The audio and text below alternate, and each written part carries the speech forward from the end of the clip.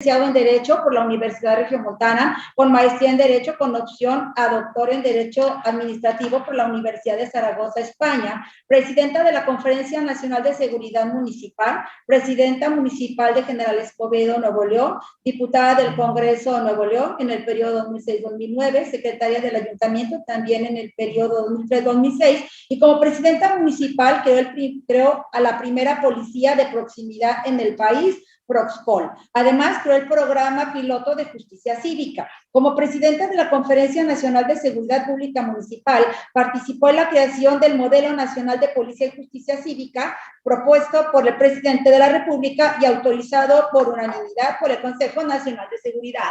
Demos la más cordial bienvenida a la doctora Clara Luz Flores Carrales con su conferencia México, avances y retos en perspectiva de género. Doctora, buenas tardes, le escuchamos. Muchísimas gracias, muy buenas tardes a todas y a todos, rector, a la asociación, a todas las mujeres y hombres que estuvieron involucrados en la realización de este evento. Creo que es importantísimo para ir haciendo conciencias, ir avanzando, ir reafirmando a quienes ya estamos trabajando en algunos de los ámbitos para cambiar un poco el entorno en el que vivimos. Y para quienes todavía no, como bien se mencionó ahora, creo que es un momento extraordinario para que empecemos a hacer ese trabajo de concientización de qué es lo que necesitamos en esta nueva época.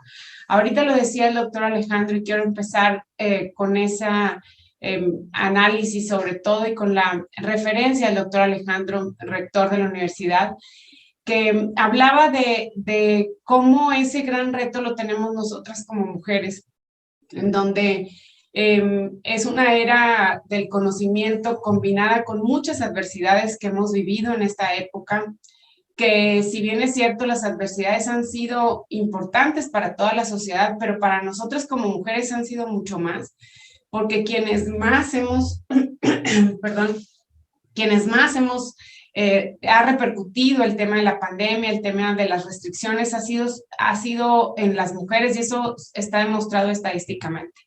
Aquí lo importante es mencionar que tenemos también la capacidad nosotras como mujeres para poder convertir, como bien lo mencionó también, esas crisis en oportunidades y que como mujeres pues hemos sacado la casta, como mujeres latinoamericanas.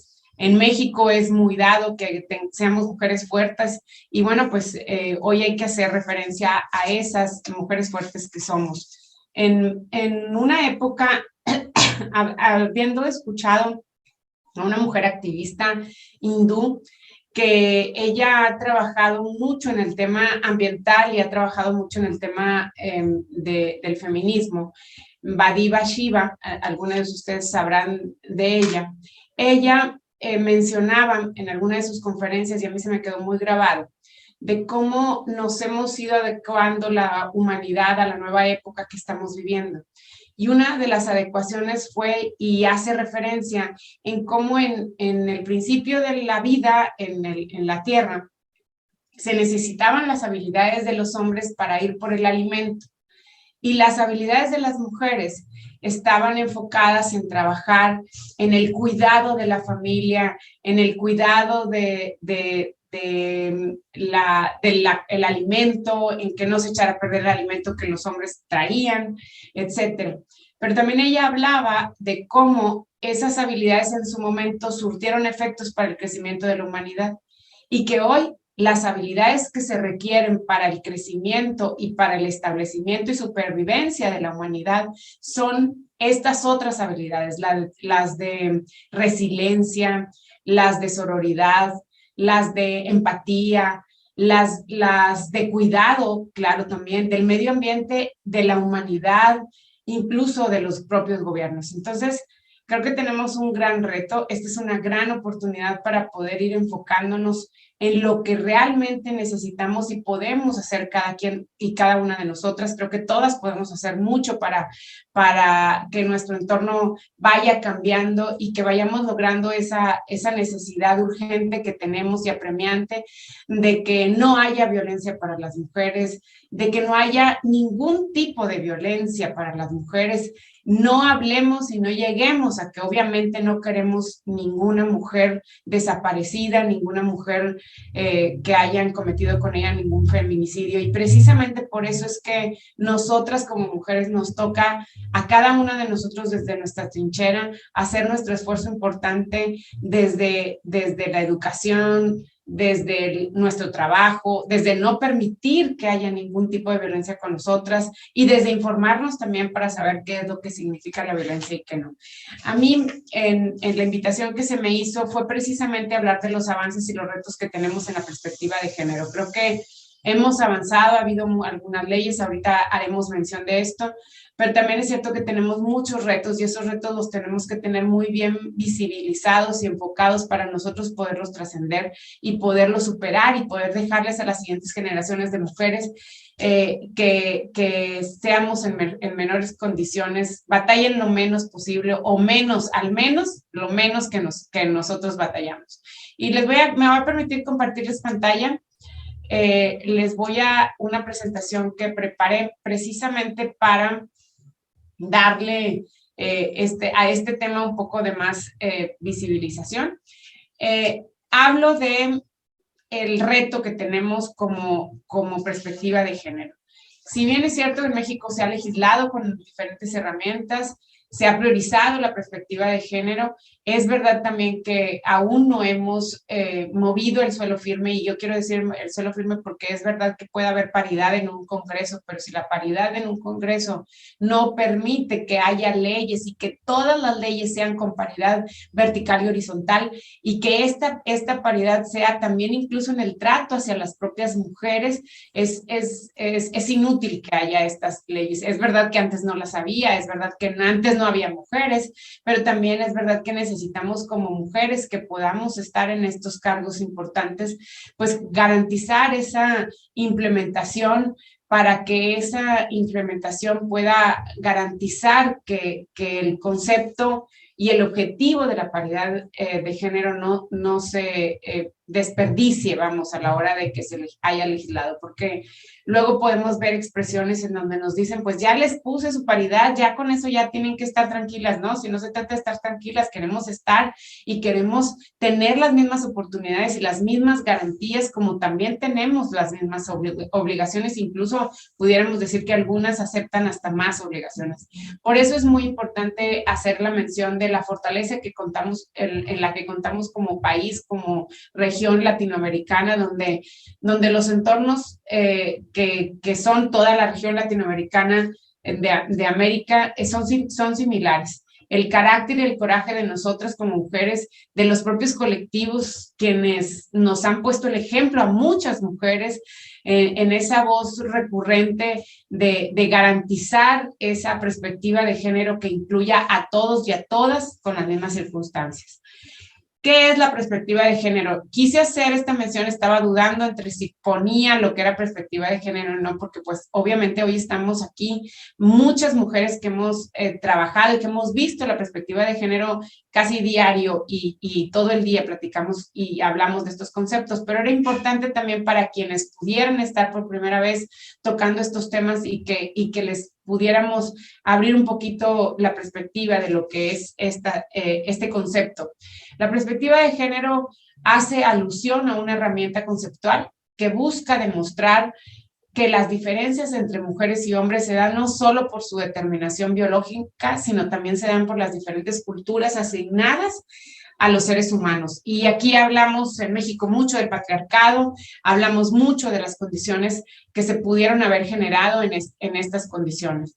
Luego, ¿por qué es importante garantizar esta perspectiva de género? Pues para que no haya estas situaciones que hemos visto, que hay una construcción de una visión patriarcal y lo que queremos es aprovechar la oportunidad para esta deconstrucción de la visión androcéntrica y aportar soluciones a las problemáticas que de ellas se inciden.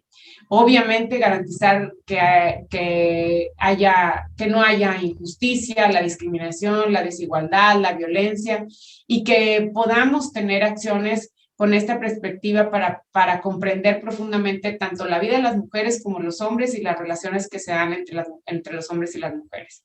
Hay algunos aspectos que puse para por qué son importantes y creo que uno, pues ahí están estos, el fortalecimiento del poder de la gestión de la decisión de las mujeres, obviamente la justa valoración de los distintos trabajos que se realizan entre mujeres y hombres, porque vemos, aunque no lo creamos, en algunos lugares todavía en donde no se garantiza la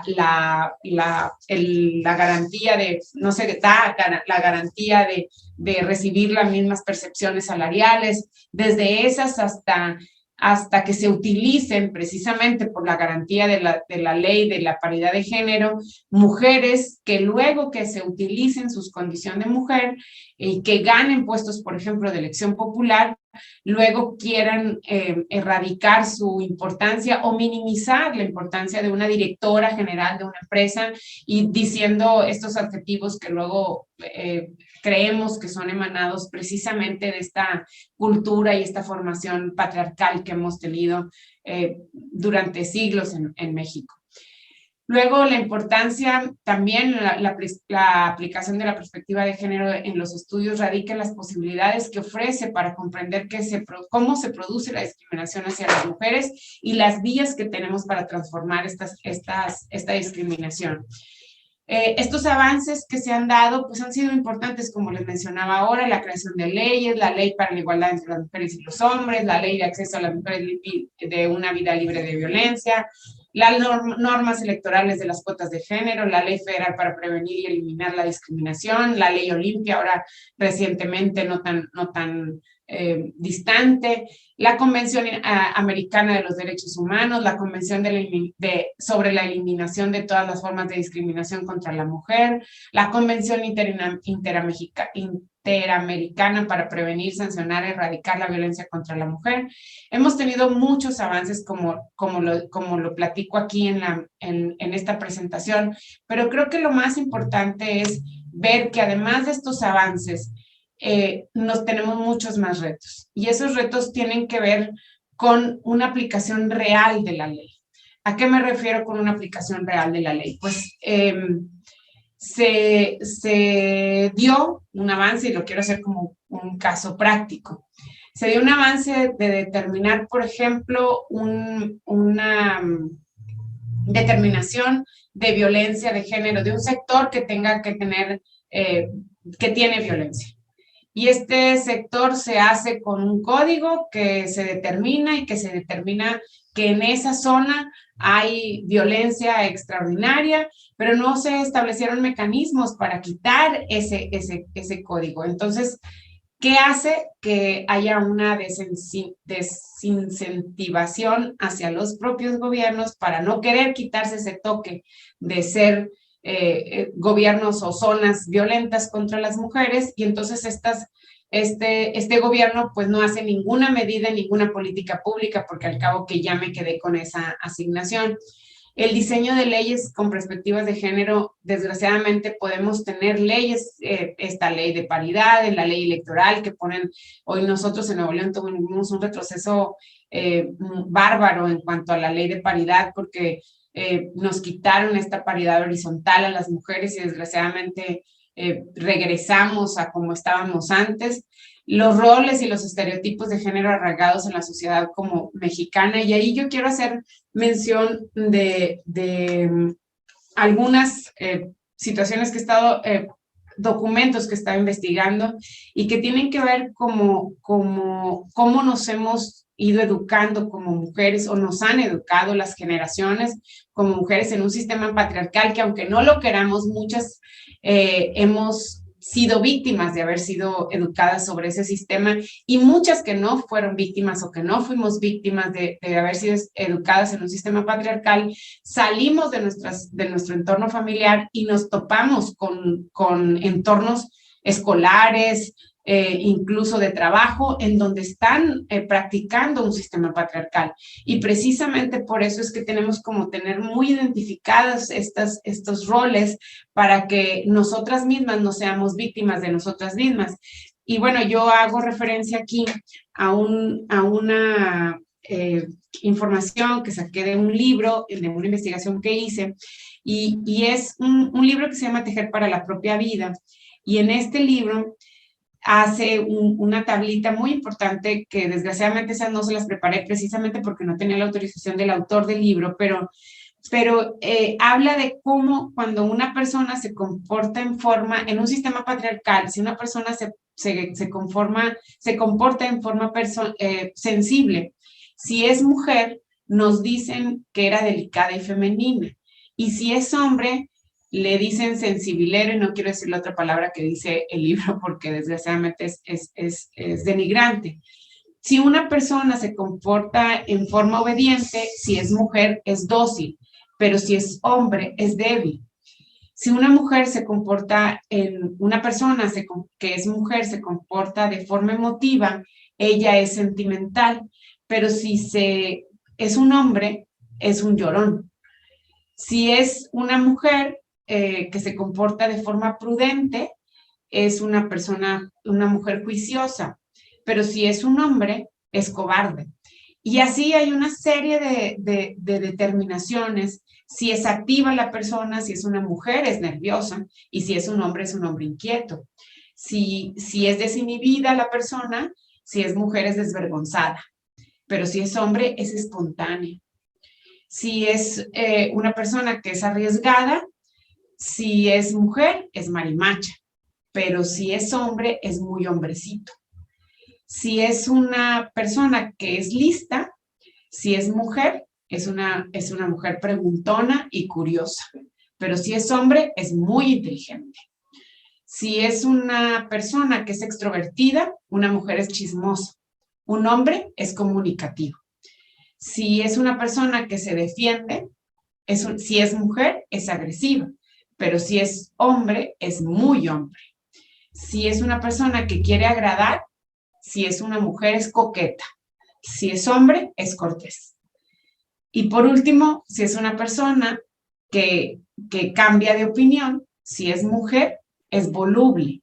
Si es hombre, se supera y reconoce sus propios errores. Las mujeres somos más volubles. Y bueno, así habría un sinfín de ejemplos que pudiéramos encontrar en mucha información, en libros, en documentos escritos por personas que son expertas en la materia, que han estado investigando y que creemos que a ellos y a ellas es a quienes nos debemos acercar precisamente para ver de esa investigación formar nuestro propio criterio.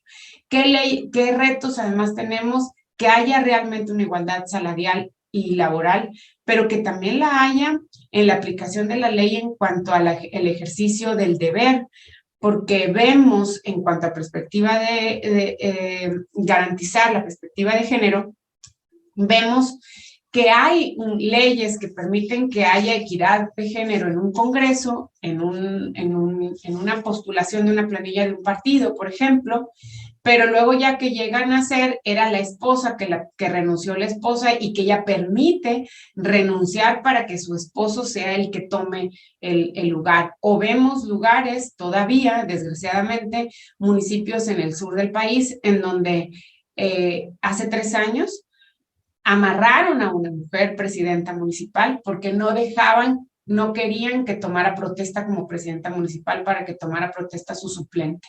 Esas son cosas que no podemos permitir y que todas y todas, sea cual sea nuestra formación, sea cual sea nuestra profesión, debemos enfocarnos en la educación hacia nuestras hijas, hacia nuestros hijos incluso, y también en que nuestro entorno no permite ese tipo de condiciones y que veamos eso como lo que es una real injusticia y que haya esa garantía de justicia, de derechos, que sea para todos y para todas. Y bueno, la incorporación en puestos de poder es importantísimo, es un reto importante precisamente porque también vemos lugares en donde hay un puesto de poder alto, importante en el gobierno y en la iniciativa privada, y luego hay un segundo que es con el que se dirigen las personas y los hombres.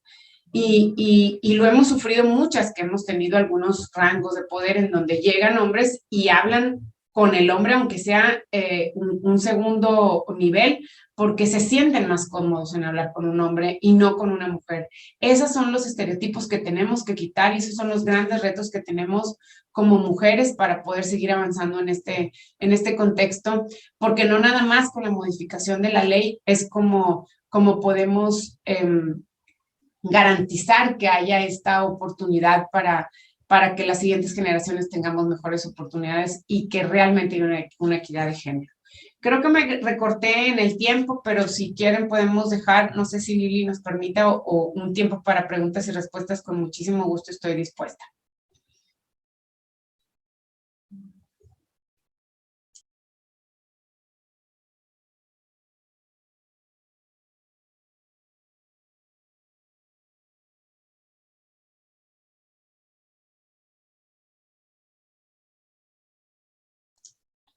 No sé, no escucho, Lili. Yo tampoco escuchaba. Ya, perdón, es que había un detalle aquí con el audio. Muchas gracias, doctora Clara Luz, por su ponencia. Y sí, efectivamente, tenemos tiempo para preguntas y respuestas. Dentro de la audiencia que nos acompaña en esta primera conferencia, quiero hacer extensiva la invitación para que a través del chat nos apoyen redactando la pregunta que ustedes deseen realizar a la doctora, quien gentilmente va a atender las preguntas que ustedes nos hagan favor de escribir. ¿Me permite un momento, doctora? Aquí tengo ya una pregunta en lo que nuestros invitados proceden a redactar las propias. Encantada, Lili. Muy bien. ¿Cuáles son las ventajas de que en el Congreso haya equidad? ¿Equidad en el Congreso 50-50 o cómo considera usted que pudiéramos medir la equidad si la transformáramos en porcentajes? ¿O cuál es su ideal? Bueno, el avance importantísimo es que haya un 50 y 50, que haya mujeres y que haya hombres. Antes eran puros hombres, ¿verdad? Ese es un avance. Lo óptimo sería que todos estuviéramos representados en el Congreso y que pudiéramos tener esa garantía de que hasta la minoría más menor pudiera estar representada en un Congreso.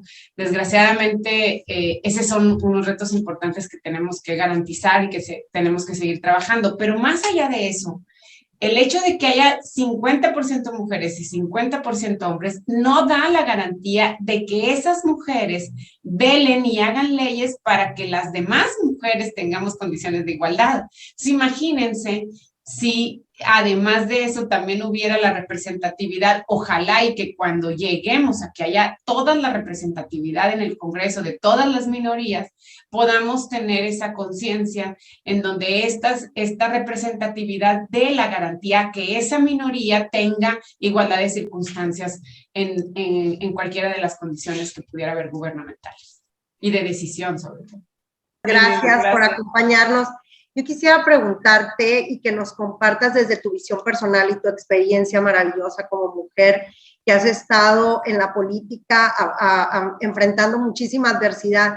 ¿Cuál es el reto principal o cuál es la causa principal más bien de que muchísimas mujeres no quieran participar en la política? Las mujeres en la vida pública somos necesarias hacernos visibles, porque si no, entonces esto se va a tardar más. ¿Cuál sería tu opinión o cuál es la causa que tú consideras principal o una de las más importantes de por qué las mujeres no nos involucramos en estos temas de la política? Yo creo que son varios factores. Uno es precisamente esta educación del sistema patriarcal que hemos tenido, en donde desgraciadamente a muchas nos educan, nos salimos del molde muchas, pero pocas somos en un gran total, porque hay la mayoría que, bueno, en mis tiempos nos educaban viendo las telenovelas y se casaron y fueron felices. Entonces, a lo que podíamos aspirar las niñas de ese tiempo era a casarnos y a ser felices. Y desgraciadamente no se veía nunca el desarrollo de la profesión que pudiéramos querer tener como mujeres, ni la realización propia de una mujer. Se veía la realización de los hombres, pero la de las mujeres no. Y esas historias obviamente nos fueron forjando, eso independientemente de que en nuestro entorno y en nuestro hogar no hubiéramos tenido la educación patriarcal y nos hubieran educado en igualdad. desgraciadamente sí nos encontrábamos con que afuera, y eso era de lo que hablaba hace ratito, con que afuera sí había esta cultura de se casaron y fueron felices, y las princesas, y esas cosas, ¿verdad? Nunca fuimos las reinas, siempre éramos las princesas. Y entonces creo que ese es un factor importante. Muchas decidieron seguir eso, y yo no digo que eso sea... que esté mal, porque también hay que respetar, pero es cierto que no queremos involucrarnos en estas decisiones porque muchas de mi época fuimos educadas así y algunas nos salimos del molde.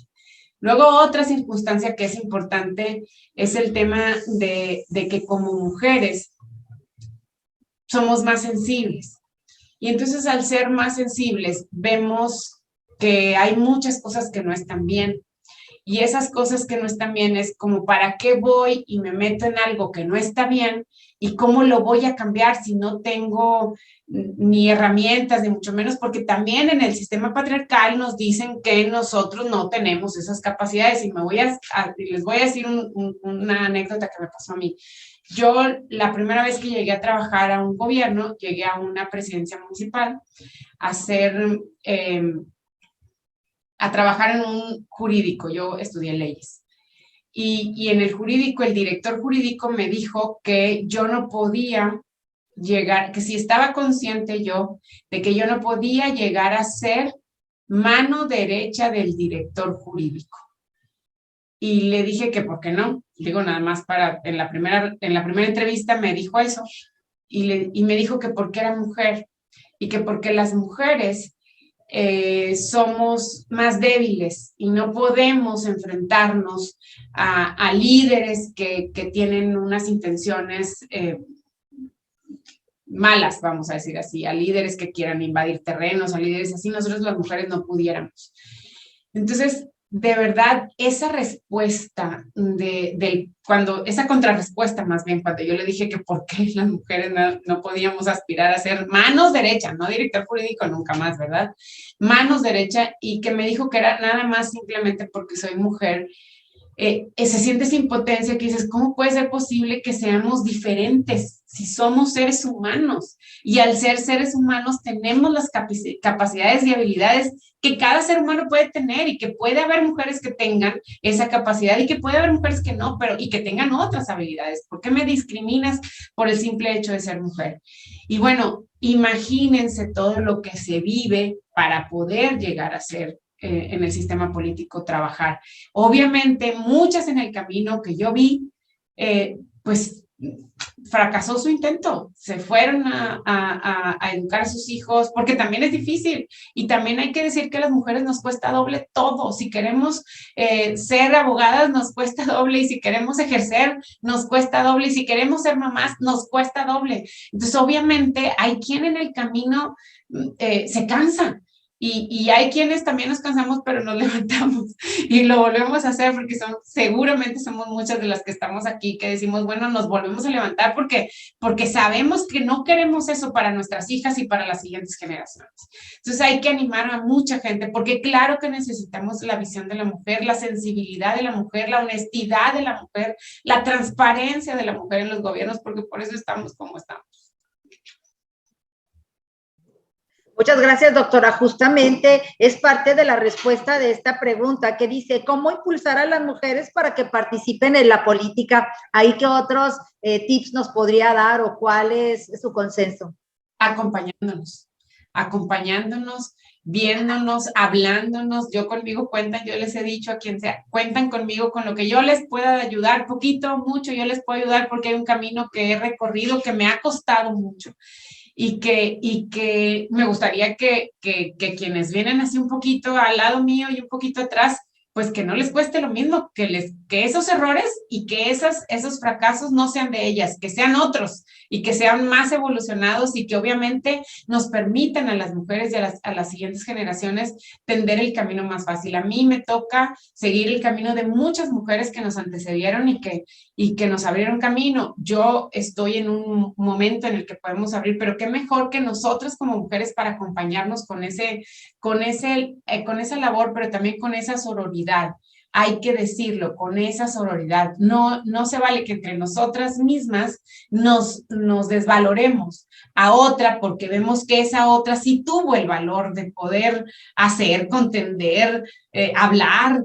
Vamos, y si hay algo que no nos parece y que creemos que se pueda mejorar, vamos con ella y le decimos cómo le podemos ayudar, pero y quienes seamos esas personas, y llegue alguien y nos diga eso, no lo tomemos a mal, hagamos nosotros como mujeres esa sororidad que realmente honora esa palabra, porque hay muchas que está como un poco de moda la palabra y desgraciadamente no se practica realmente. Yo creo que el incentivo no es más que cambiar las cosas. El servidor público debe de tener ese espíritu del servicio, y el espíritu del servicio es el desprendimiento. Hay muchas personas, mujeres, particularmente mujeres, que sin ser funcionarias públicas son servidoras públicas. Y yo las he visto porque venden algún artículo y van de casa en casa y hablan con las mujeres y son hasta nuestras psicólogas, muchas, y nos escuchan y nos recomiendan. Son servidores, tienen un espíritu de servicio, son servidoras públicas naturales. Bueno, ese espíritu de servicio se requiere para la política, porque si empezamos desde ver la política como una herramienta para obtener dinero o como un negocio, entonces estamos devaluando a nosotras propias como mujeres, y entonces vamos a hacer que sea una piedra en el camino para las que sí quieren hacer ese esfuerzo. Y entonces podemos encontrar a quienes tienen ese objetivo que no es reprochable, pues lo pueden encontrar en cualquier otra área de su vida. Pueden poner un negocio, pueden hacer muchas otras cosas para ganar dinero y no necesariamente devaluar el trabajo y el esfuerzo que podemos garantizar nosotros como mujeres, que es esa diferencia, que es de la que hablaba esta activista hindú que les comentaba, de estas capacidades que nosotros tenemos de comprensión, de respeto por la madre naturaleza, de respeto por los hijos, de respeto por todo el entorno, por los seres humanos, por los animales. Y bueno, eso se nos da a nosotros porque tenemos esas habilidades, y bueno, esas habilidades son las que se requieren en el gobierno y en la vida pública. Muy bien, persistencia y actitud quizás, ¿verdad? La parte de convicción. Y aquí hay un comentario que me encanta. Dice, claro, nos cuesta, cansa, pero debemos de seguir abriendo camino para todas las mujeres. Y esto es maravilloso, que estamos empezando a ver aquí reflejo de los comentarios de las participantes que siguen llegando esta tarde para acompañarnos en este primer simposio. Tengo otra pregunta. Dice, ¿cuál es el panorama cercano en equidad en los próximos 20 años? Pensando que estamos ya tratando de educar diferente bajo estos parámetros que deseamos. ¿Cuál es, doctora? Yo tengo primero, el entorno inmediato electoral es complicado, al menos en el estado donde yo vivo, en Nuevo León, es complicado porque modificaron, le dieron retroceso a la ley y ahora ya no va a ser equidad horizontal, y desgraciadamente nos va a costar un poquito más otra vez en Nuevo León. Pero también tengo una esperanza, porque ves hoy muchachas jóvenes de edades, y digo edades cortas porque de 18 años, que están súper involucradas, que saben perfectamente los términos, que han hablado, que están comprometidas, que lo hacen porque están dispuestas. Ellas nacieron dispuestas a no dejarse. Y eso a mí me da mucha esperanza, porque quienes hemos estado y sufriendo y padeciendo de todo tipo de violencia como mujeres en el andar, pues nos da mucha esperanza que hay estas jóvenes que no están dispuestas a dejarse y que no están dispuestas a permitir que se siga perjudicando o generando injusticias contra las mujeres y contra esta desigualdad de género que pudiera haber. Entonces, pues hay mucha esperanza. De aquí a 20 años, estas muchachas que hoy tienen 18, 20, van a tener 40. Y muchas de ellas ya van a tener hijos y muchas de ellas ya van a estar en puestos de decisiones importantes. Y entonces esperemos que de aquí a esos 20 años, todas las que estamos aquí lo podamos ver y podamos ver que haya esas nuevas condiciones para las siguientes generaciones de mujeres. Me encanta escucharte porque esa parte que transmites con tanta efervescencia, con tanta actitud, con tanta pasión, pues definitivamente nuestro lema del simposio es de mujeres para mujeres. Entonces aquí tenemos otra pregunta que dice, pensando en todas las mujeres latinoamericanas, ¿cuál sería tu mensaje para todas ellas, para que no desistan y sigan en esta lucha por buscar la equidad, la seguridad y el conocimiento y crecimiento como mujeres? Pues mira, lo que yo he encontrado como motivación para no cansarme, para no caer cuando estás agotada físicamente o incluso emocionalmente, porque podemos tener muchos de esos momentos emocionales, es encontrar y preguntarme por qué lo estoy haciendo y para qué lo estoy haciendo. O sea, ¿para qué decidí participar? ¿Para qué decidí estar aquí con ustedes en el simposio? Si es que si fuera ese mi momento, y el para qué y el por qué me ha ayudado muchísimo a volverme a levantar. Porque el para qué y el por qué hoy es por mi hija, porque no quiero que mi hija y mi hijo vivan condiciones que yo viví. Y entonces te tienes que levantar y te tienes que levantar porque es un motivo importante. Habrá otras personas, otras mujeres que su motivo importante sean sus mamás, que sean sus hermanas, que sean, que ya no quieren vivir así. Y eso es muy importante y es muy válido. Todas tenemos un motivo del por qué estamos haciendo un activismo, el que sea, y si vivimos una injusticia, es precisamente porque vamos avanzando. Entonces, hay que recordar el por qué y el para qué y darle para adelante y olvidarnos de cualquier adversidad. Excelente. Tengo otra pregunta. Como mujer y hacia las mujeres, ¿cuál es tu mejor consejo para seguir caminando hacia esa ansiada equidad? Pues, como mujer, ahorita que hablaba del por qué y el para qué se unen estas dos preguntas. Una vez, los de los primeros discursos que yo daba, era un discurso, pues, había como unas 100 personas, ¿no? Y entonces, pues, obviamente impone el presentarte presencialmente, bueno, en Zoom también, pero presencialmente con 100 personas. Y entonces, lo que pensé fue, alguien me había dicho que trajera un pasador. Aquí en México se les dicen pasadores, clips, estos que son como de oficina, y que lo trajera en mi mano y en mis dedos para que me recordaran por qué estoy haciendo ese discurso. Y entonces, pues yo lo que hice fue que me recordó el por qué y el para qué, y de ahí empezó en mí el por qué y el para qué. Hoy yo diría que además de recordar el por qué y el para qué, viéramos también y acompañáramos con esta compasión real. Y no desde la compasión con la definición de compasión, desde ponernos en los zapatos de la otra mujer. Y que entre nosotras seamos esa compasión y no creamos, porque muchas veces, como lo leí ahorita en el cuadrito que les digo que hago referencia, si nosotros somos sensibles es porque tenemos o andamos en nuestras días o estamos locas, pero si es un hombre sensible, es un hombre que es nada más llorón, ¿verdad? Porque él no tiene ningún defecto como nosotras.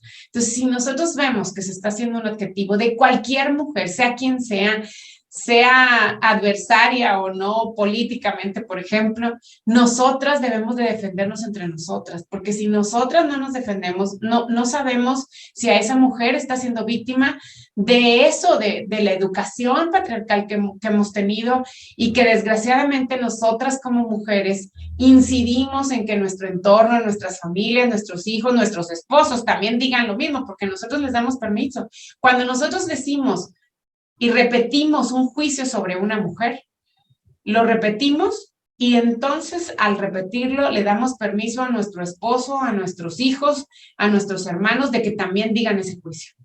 Y creo que la mejor forma de respetarnos como nosotros como mujeres y que nos respeten a nosotros es hablar y siempre encontrar la forma de poder colaborar y ser sororarias con una mujer. Excelente. Aquí hay justo un comentario que puede perfectamente llevarse de la mano. Dice, las mujeres somos creadoras y vanguardia. Podemos ser actoras en la salvación del planeta y la humanidad. Viva para Yasmín González, que nos está acompañando esta tarde con este comentario. Y creo que es ideal para esta última pregunta, para no abusar tampoco del tiempo de la doctora Clara Luz. Y dice, para plasmar claramente tu postura ante la equidad y la perspectiva de género, háblanos de una mujer a quien tú admires y dinos por qué. Híjole, tengo varias mujeres a quien yo admiro. Bueno, tu top, ¿3? ¿Puede ser 3? Puedo hacer las que nos dé el tiempo, ¿te parece? Sin problema. Pues,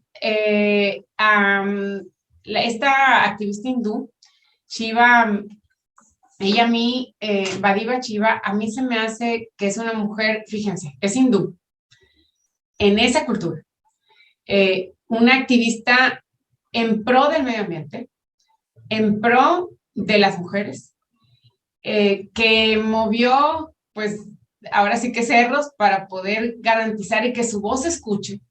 Creo que es un incentivo importante para nosotras como mujeres.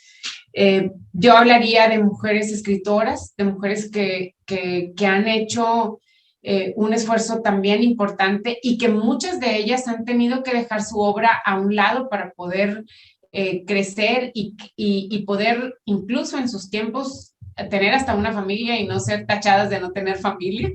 Esas mujeres, muchas anónimas, estas mujeres que participaron en la revolución y que participaron activamente hasta haciéndoles los dulces a los soldados americanos, esas son mis ídolas, porque lo hicieron desde su entorno. Ellas tenían perfectamente claro que podían colaborar en su entorno, no sabían hasta dónde iba a llegar, ni si iban a ganar o no, pero ellas en su entorno pudieron trabajar y pudieron ir en la revolución precisamente para garantizar justicia, y ellas seguramente lo que las movía era que en las siguientes generaciones estuvieran mejor.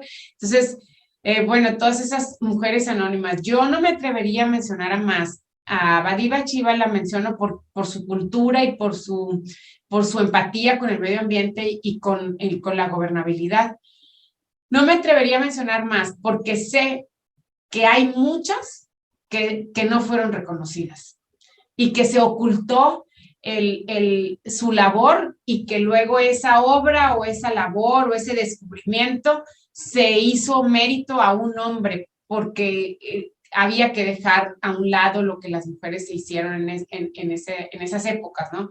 Hoy estamos en condiciones diferentes, hoy sí podemos luchar por tener esa titularidad de una creación, de una obra, de un invento, de una acción, de una política pública incluso. Entonces hoy estamos en condiciones de poder tener a muchas más mujeres y ojalá y muy pronto muchas de nosotros seamos mujeres que empecemos a cambiar la historia en nuestro entorno inmediato.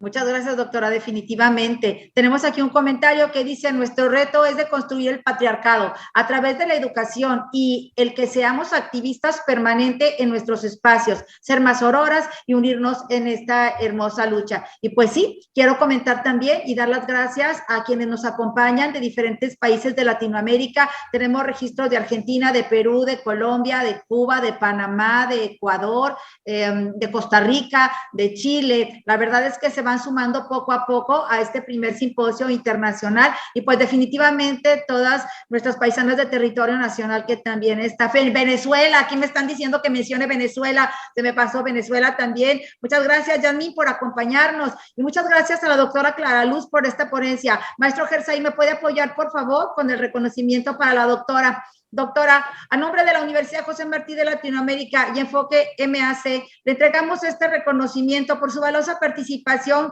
como ponente con el tema Retos y Perspectivas de Género durante este primer simposio de Enfoque Mujer, Violencia de Género y Discriminación